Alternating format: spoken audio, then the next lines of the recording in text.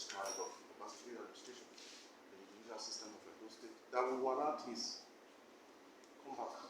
Oh, too much. I mean, with I'll be modest, I think this is not the time for modesty. I would say that there has been so much activity, unparalleled activity in the Ministry of Justice with the advent of Governor Godwin Obaseki. So many things have happened.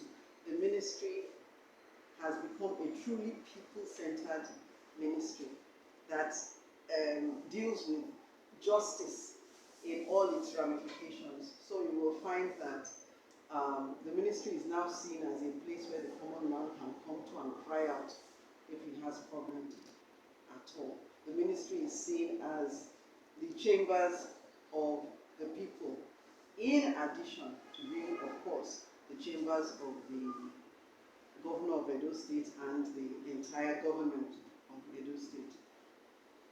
Oh yeah, the people sometimes decry the overbearing influence of state government on verdicts, especially in the state-owned courts, like the High Court. It's everywhere. Is it different from Obaseki? Is this scenario? I don't know how the government can be overbearing in that area, because there are separation of powers in the first place. So the judiciary is a totally different arm of government that is headed by a chief judge. So I really cannot see.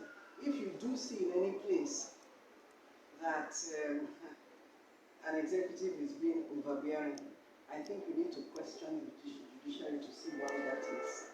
So definitely it's not the case. Yeah.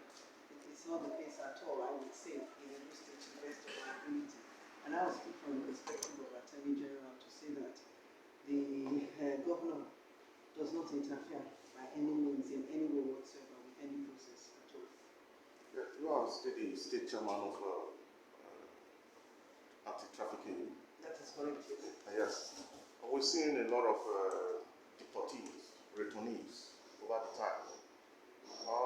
We also saw state government giving them orientation, training, empowerment.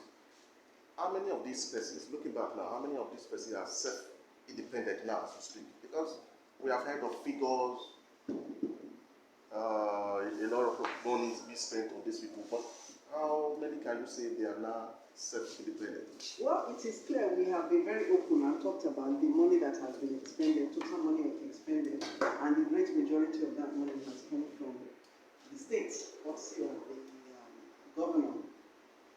And we have dealt with well over 5,000 returnees. We still continue to deal with them. We're actually the first port of call for them when anything happens. If they fall sick at any time or something happens with their house, or they need to go back to school or whatever, they come to us. So we have come to be people who give them a lot of sustenance, in addition to being an organization that assiduously goes out to prosecute all people that are suspected traffickers. So there's a lot that we have done. If you're talking about numbers, we can only tell you that there are very, very many. And what we are doing right now is not just talking. We're actually going out and getting the people themselves to come out and talk. And within the next week or two, you're going to actually see that. Because we have heard some people say different things here and there. And often we look and we laugh, because when we look at the people who have said something, and we go and look at their names, and we go to our database, we find that invariably they have benefited from something or the other from the task force. If they came in between November 2017 to this time,